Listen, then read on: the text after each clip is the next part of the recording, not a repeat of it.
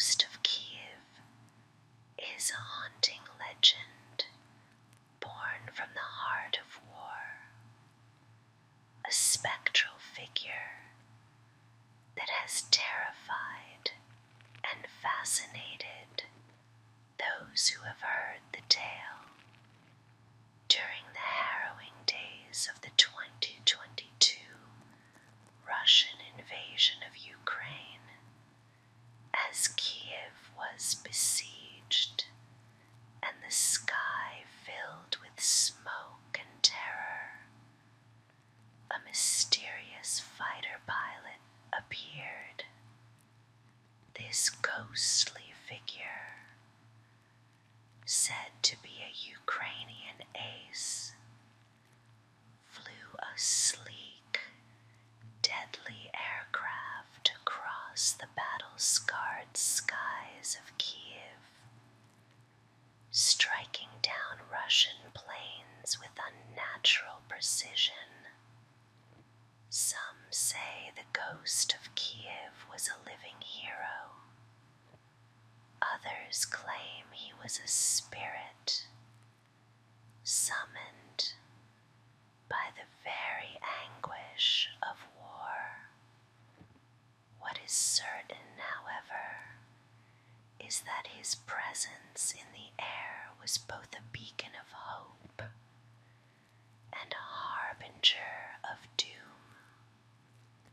Witnesses, often terrified civilians watching from the ground, described seeing a lone plane cut through the chaos, its movements swift and unearthly.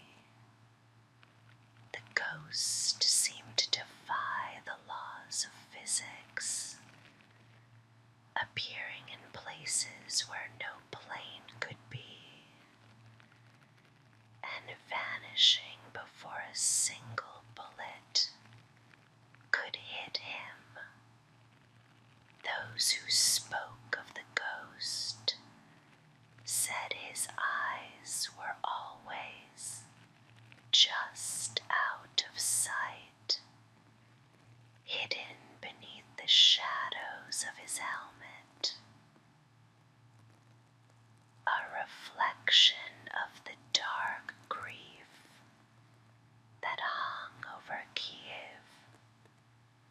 The legend whispers that the ghost still roams the skies, protecting his people, a figure born of both war and vengeance, never to be caught.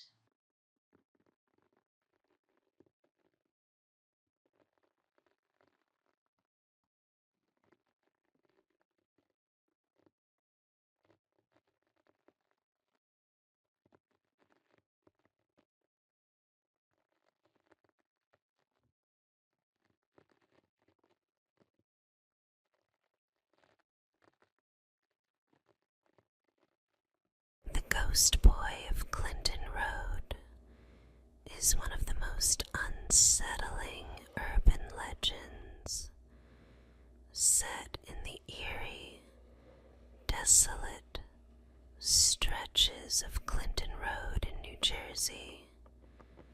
The legend tells of a boy, young and innocent, whose life was tragically cut short near an old, crumbling bridge that spans the dark waters below. Since his death, he is said to haunt the bridge, waiting for the living to come and play his haunting game.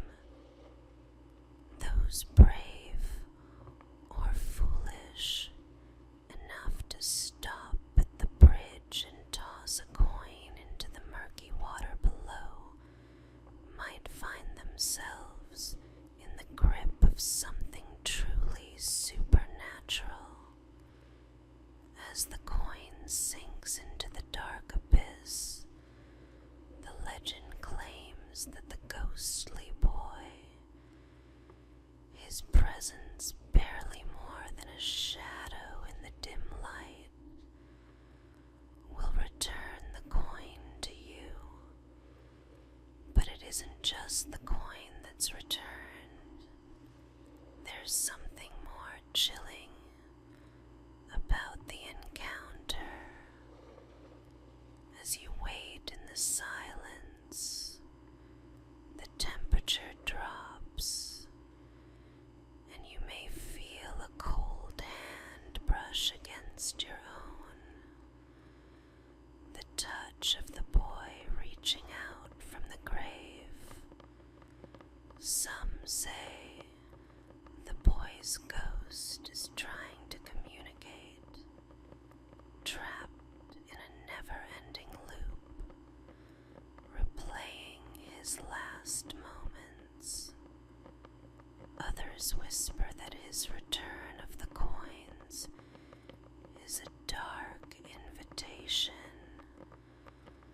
an omen that something more sinister waits in the shadows, watching and waiting for the next visitor. The Ghost Boy of Clinton Road is not just a tale to be told. It's a warning. If you ever find yourself standing near the bridge, don't throw the coin, because if he comes back to return it, you might not ever leave.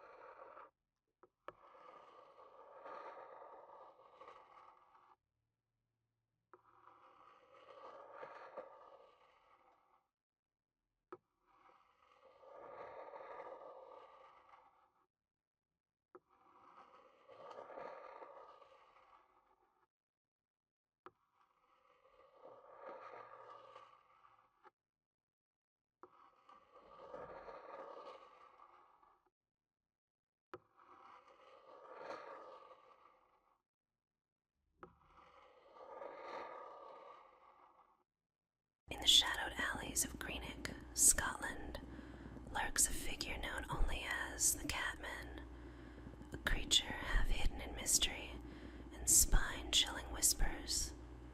Since the 1970s, stories of this eerie figure have crept through the town, haunting those who hear them. They say he moves like a ghost, a filthy, gaunt figure with wild eyes that gleam with something both human and unearthly.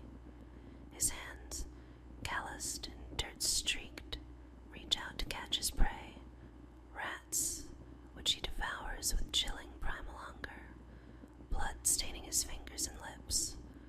But it's not only his taste for rats that stirs terror.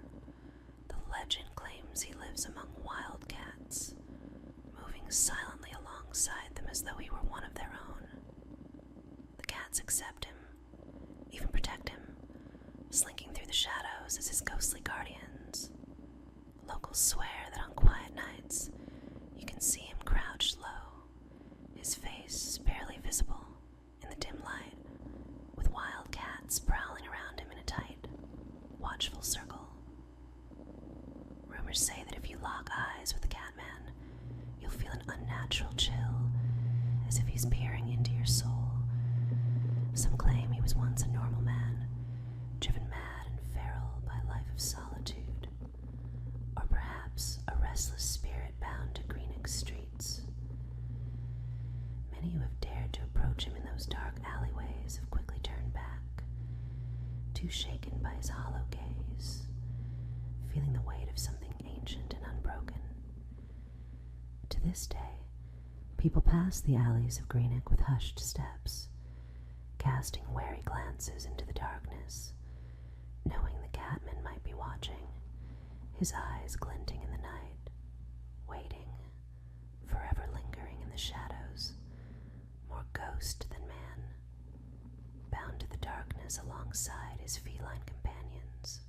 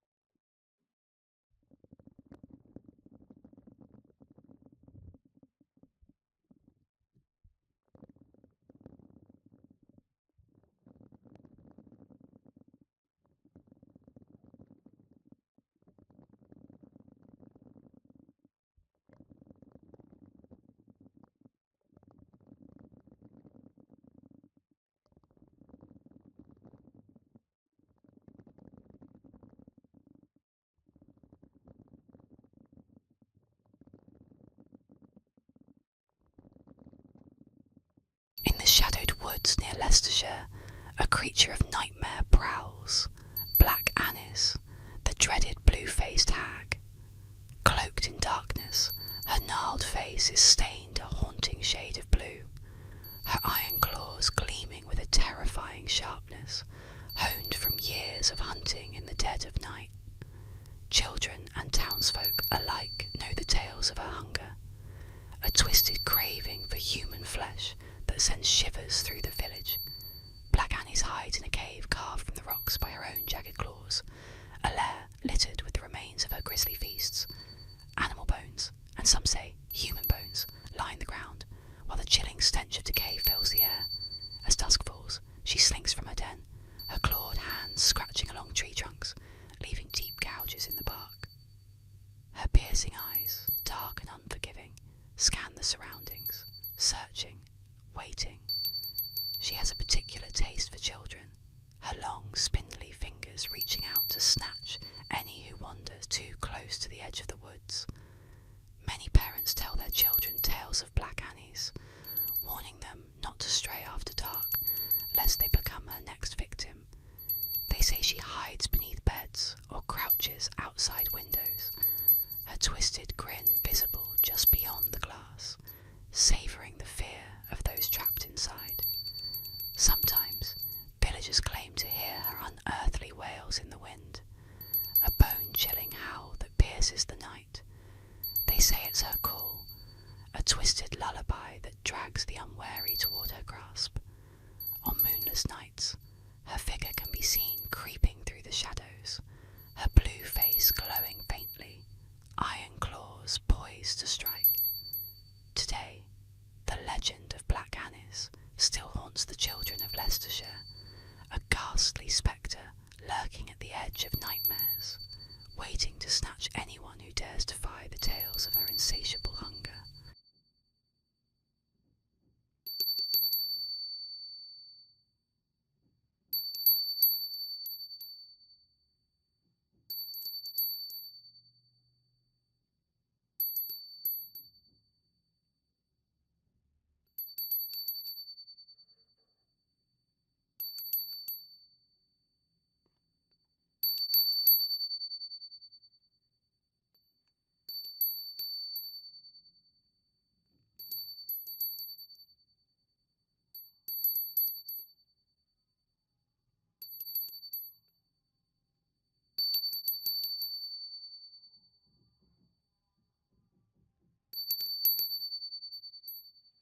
The tale of Anastasia Romanov's survival is whispered in the dark corners of history. A chilling story of a young duchess who slipped through the fingers of death the night her family was brutally executed in 1918. They say that as gunfire echoed through the cold, damp basement, amidst the smoke and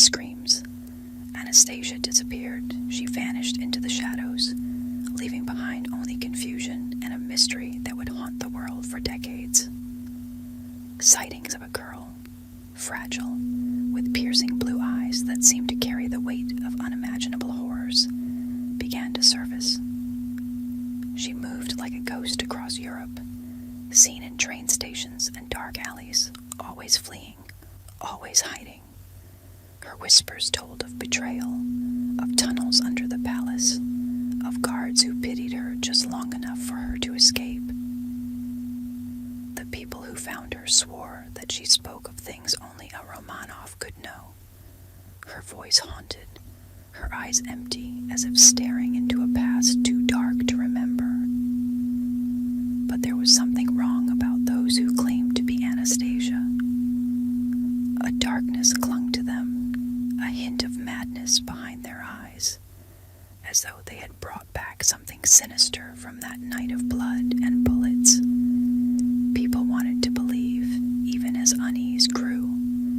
Was it really her, or something pretending, something that had slipped through the cracks that night?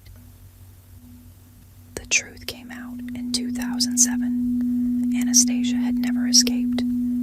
Her remains had lain hidden, separate from her family, but very much among the dead.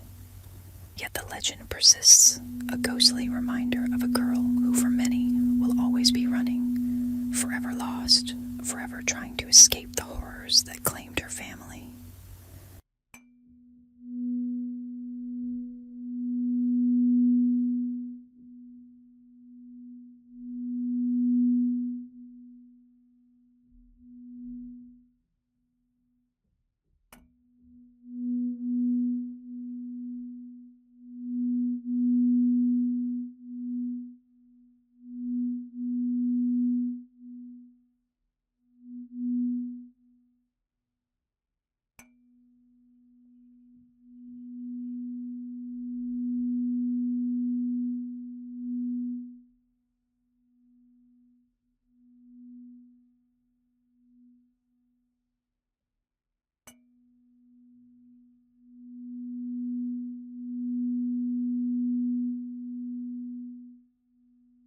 In the dense, eerie woods of Robertson County, Tennessee, the haunting legend of the Bell Witch continues to send chills down the spines of locals.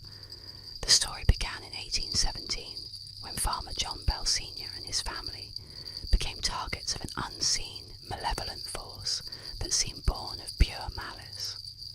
They called it the Witch, and soon the whole town would tremble at her name. The haunting began with strange knocks and scratches echoing through the walls of the Bell home, sounds that grew louder, angrier with each passing night. Shadows twisted on the walls as if mocking the family, and disembodied whispers called out their names, echoing in the pitch-black darkness. But this was no mere ghostly nuisance. The Bell Witch possessed a terrifying intelligence. She could speak, cackling threats in a chilling voice, promising that her revenge was only beginning. The witch delighted in tormenting the Bell children, pulling their hair, pinching them, even slapping them with invisible hands. The air around the farm became thick and oppressive, as though her very presence suffocated life itself. She claimed she had a personal vendetta against John Bell and vowed to destroy him, leaving him sleepless and frail, his mind haunted by her endless taunts. Neighbours and townsfolk witnessed the witch's powers firsthand. Objects moved on their own, and her voice filled the air, sometimes screaming, sometimes laughing with a twisted joy. She could appear in any form she wished, a shapeshifter of pure darkness. In 1821, John Bell was found dead, his face twisted in horror, and a vial of strange, black liquid beside him. The witch claimed victory, declaring that she had poisoned him. Her laughter echoed through the empty halls of the Bell home, a final warning to any who might doubt her power.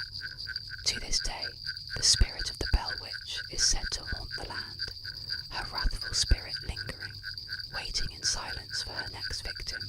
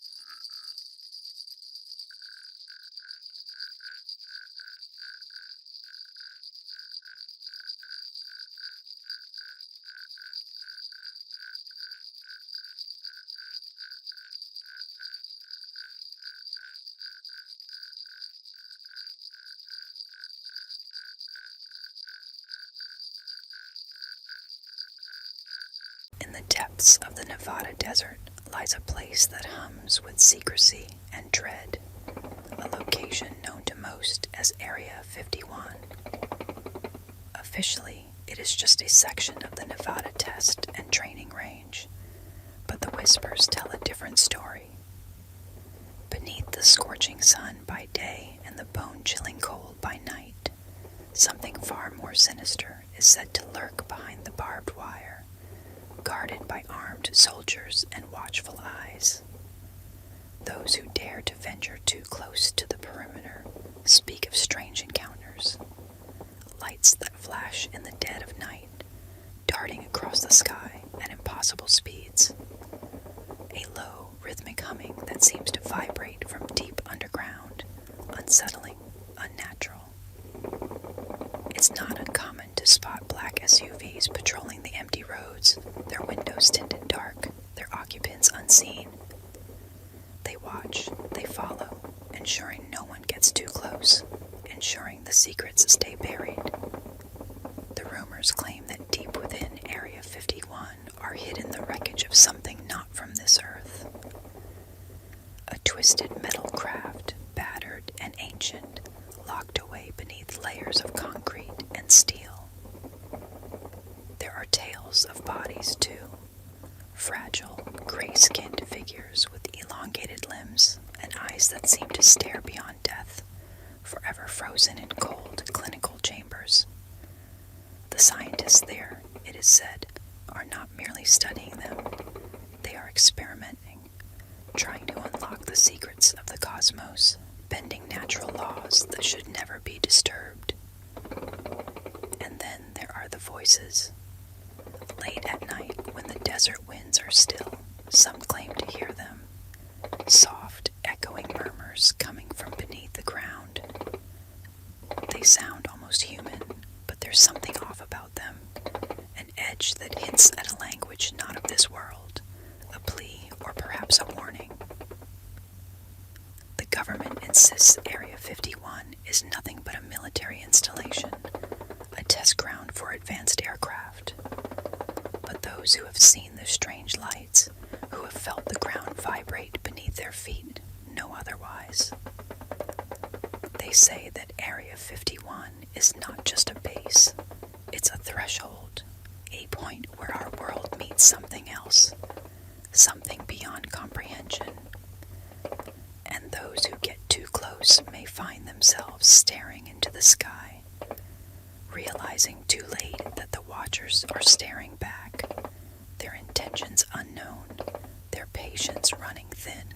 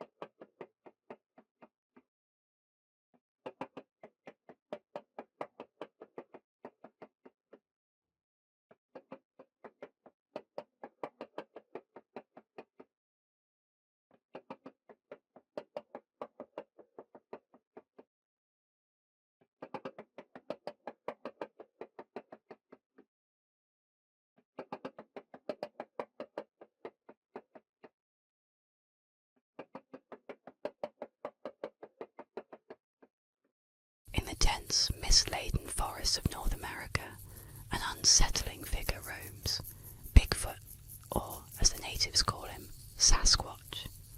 Towering at nearly 8 feet tall, this monstrous ape-like creature lurks in the shadows, a spectre of nature's wildest secrets. For centuries, stories of his terrifying encounters have spread, each tale more harrowing than the last. Hunters, campers, and wanderers alike speak of colossal footprints embedded in the earth, prints so massive no human could leave them. The chilling evidence, cast in mud and shadow, hints at something far beyond human. But Bigfoot isn't just a rumour in these parts. On cold, silent nights, the forest transforms. The usual hum of wildlife fades, replaced by an eerie silence, as though the trees themselves are holding their breath. Then, through the darkness, comes a low, guttural howl, a sound so deep and raw it seems to pierce through the soul, the unmistakable call of Sasquatch. His presence is felt before he's ever seen, a heavy, brooding shadow in the night, stalking, watching, waiting. Those unlucky enough to catch a glimpse report a creature cloaked in thick, matted fur, eyes glinting with a primal intelligence, yet filled with an unsettling, almost human understanding.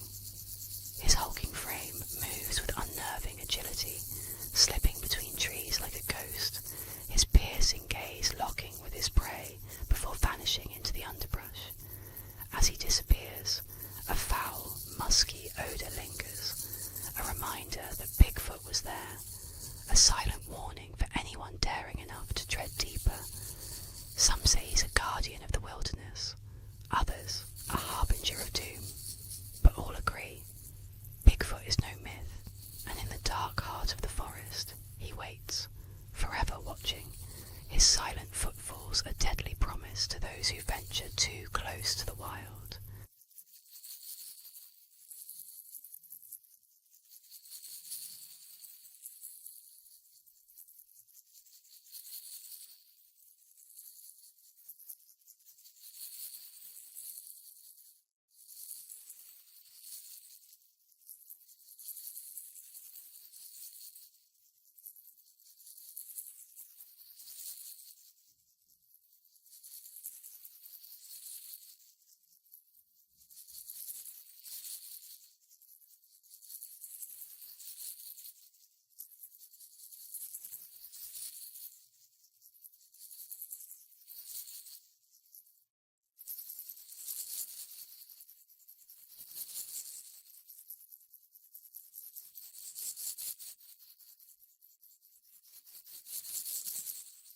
In hushed tones and whispered warnings, parents tell the terrifying tale of the Blue Star tattoo.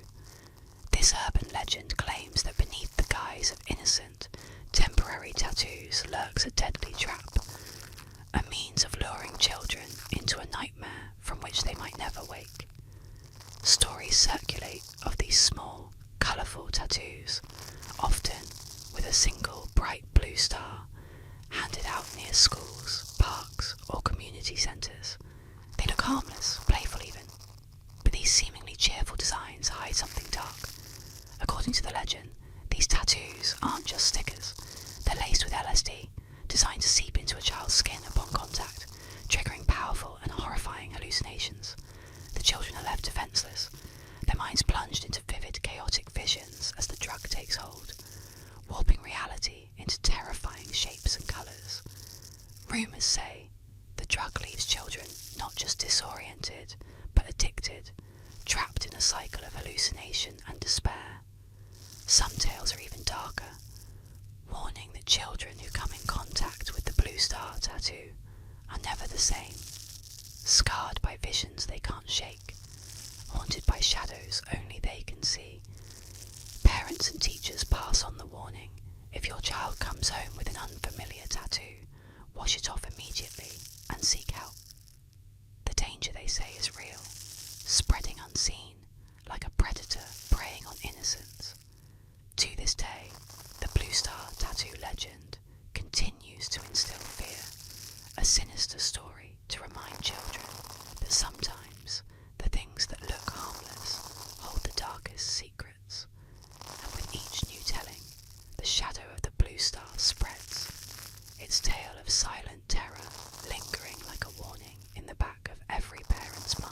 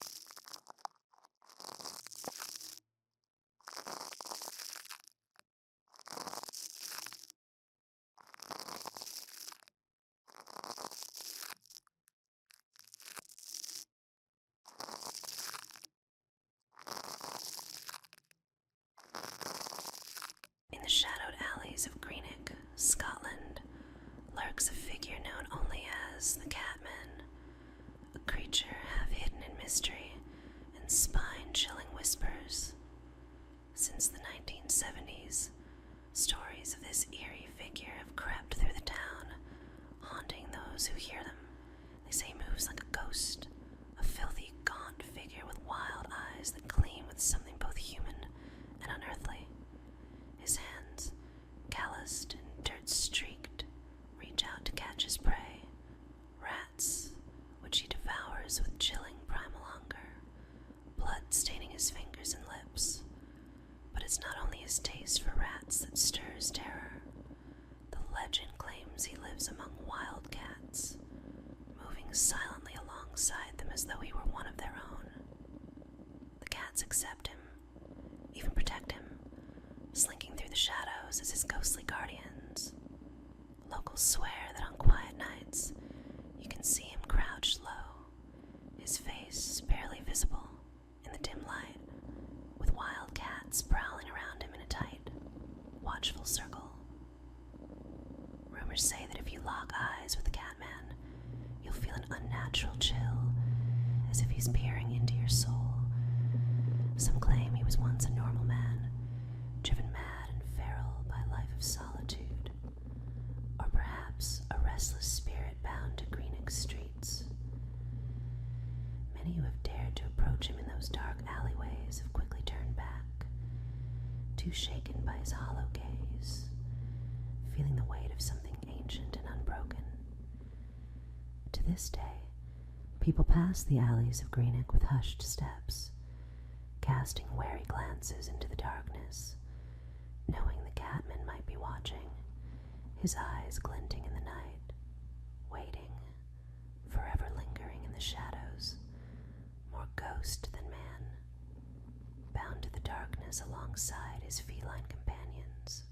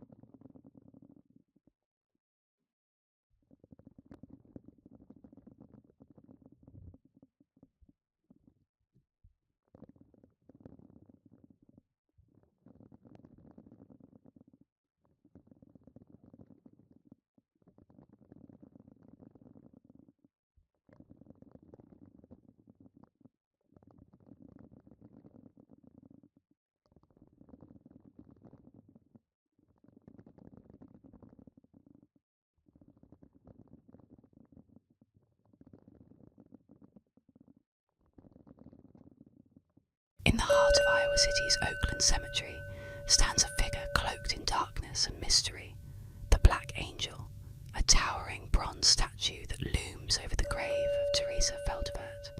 Erected in mourning, the angel's darkened form and unsettling gaze quickly became the source of fearful whispers.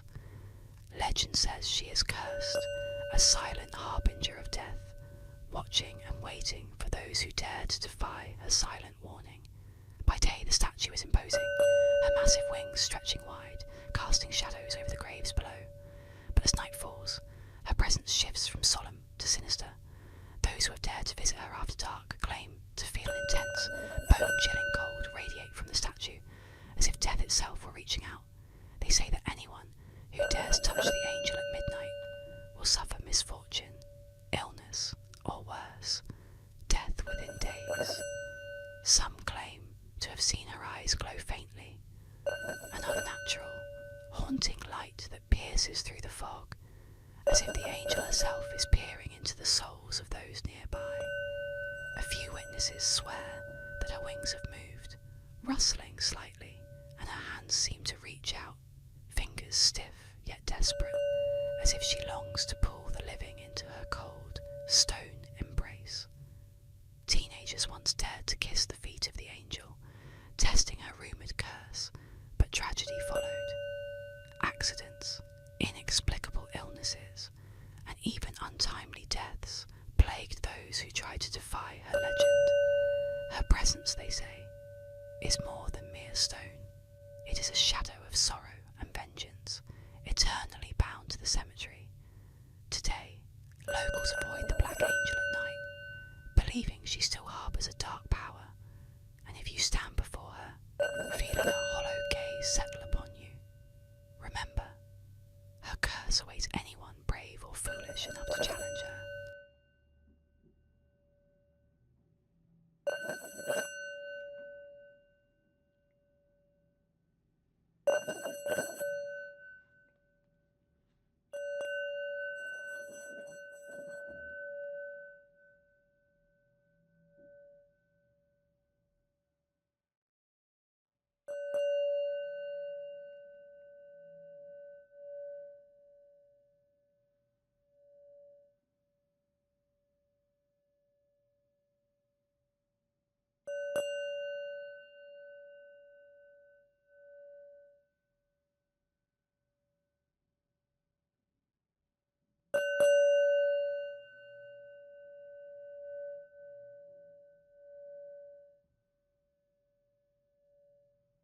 In the shadowed expanse of Druid Ridge Cemetery in Pikesville, Maryland, a cold, dark statue loomed, a spectral figure known as Black Aggie.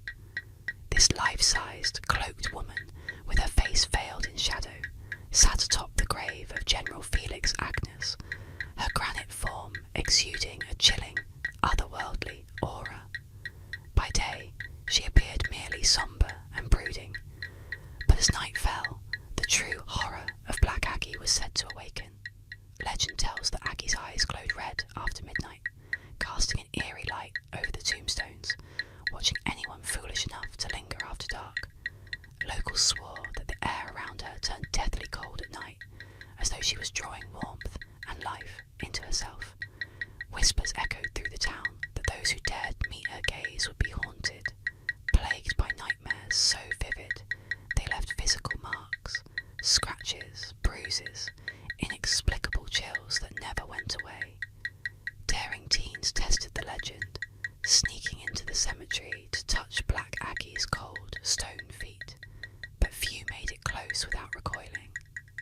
Those who reached out to touch her swore they felt Aggie's granite hands shift, her fingers stretching toward them, or the faint press of invisible hands gripping their shoulders, holding them in place. One night, a young man dared to spend the night under Aggie's watchful stare. At dawn, he was found frozen in terror, his face twisted in a silent scream. Rumours claimed that Aggie had drawn the life from him, leaving him nothing but a hollow shell. Today, Black Aggie is gone, removed from Druid Ridge Cemetery, but those who remember her say that if you wander near her former resting place on a moonless night, you might still feel her icy stare, hear the whisper of her stone skirts brushing against the earth, a reminder that her spirit lingers, waiting for the next soul to test her curse.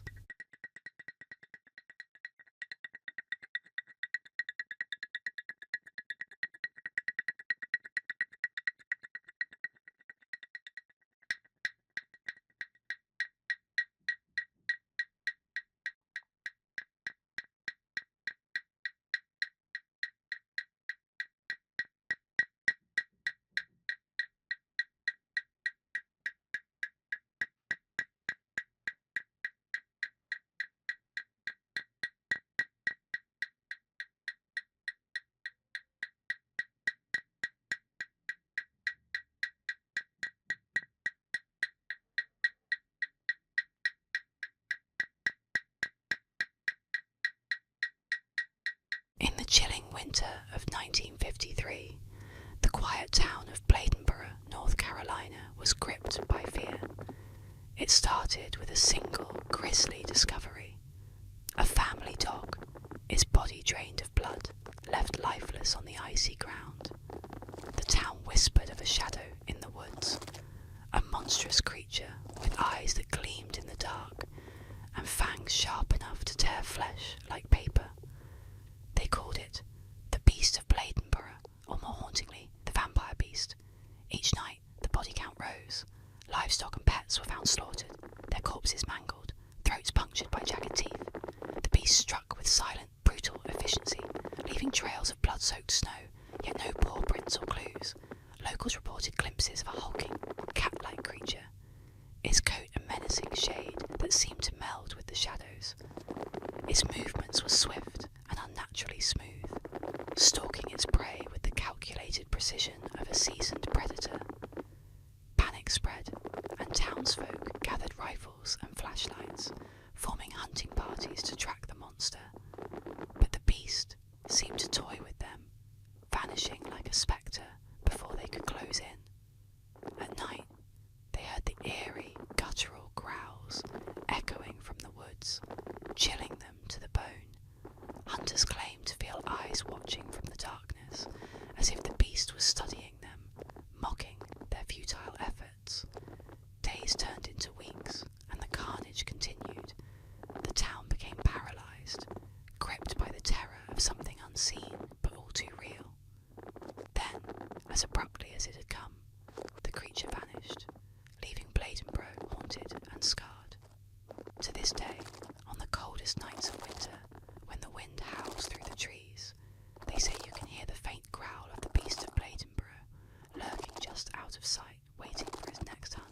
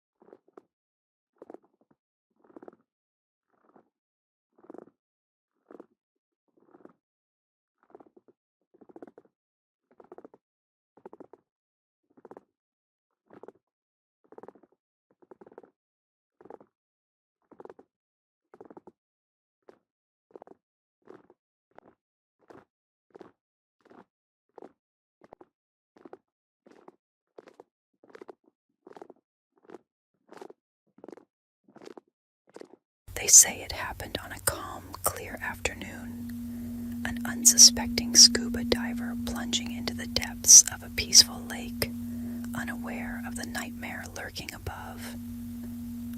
As he drifted beneath the surface, an aerial water bomber, a monstrous helicopter carrying a massive bucket, descended over the lake, ready to scoop up gallons of water for the raging wildfire miles away.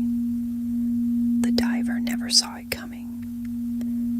In a single moment, his tranquil underwater world turned into a chaotic torrent.